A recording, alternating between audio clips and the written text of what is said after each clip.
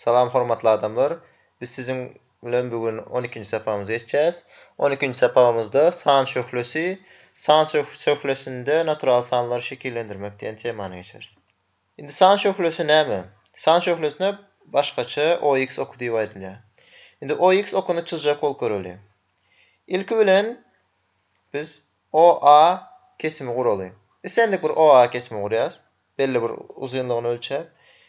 Indi eger matematika depteri bolsa, içinde bir kletkany OA diýip alyp bilýäs, iki kletkany OA diýip alyp bilýäs. Men şu ýerde öz kompýuterymda OA kesimi belläp aldym.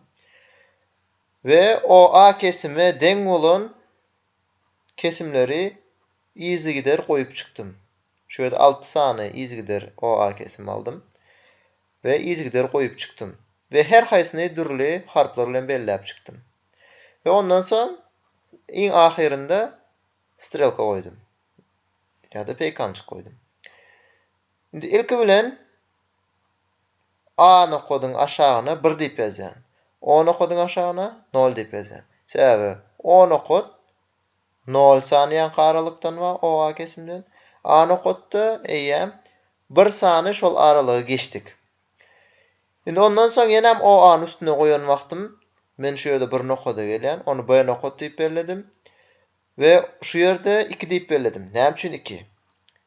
O ýerde 2 cm ýa 2 desimetr, 2 metr ol manysynda däl. O A kesimden 2 sany boldy.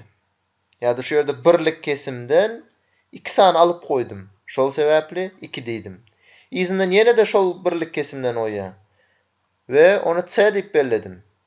Onda O C kesim 3'e deň. Ýa-da 3 sany O A kesime deň.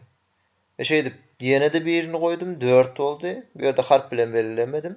Ve ýene de goýdum 5 boldy, ýene de goýdum 6 boldy.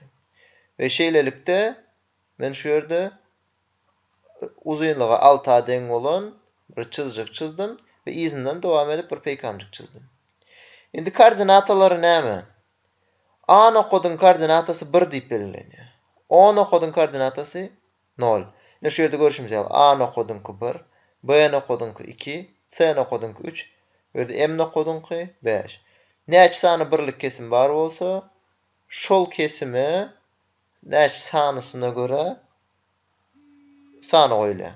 Meselem M'de 5 goýuldy. Indi depteriňizde näle bolýar? Depteriňizde alamyzda bir kletkany birlik kesim diýip alsam, onda 2 kletkaňyz 2 bolýar.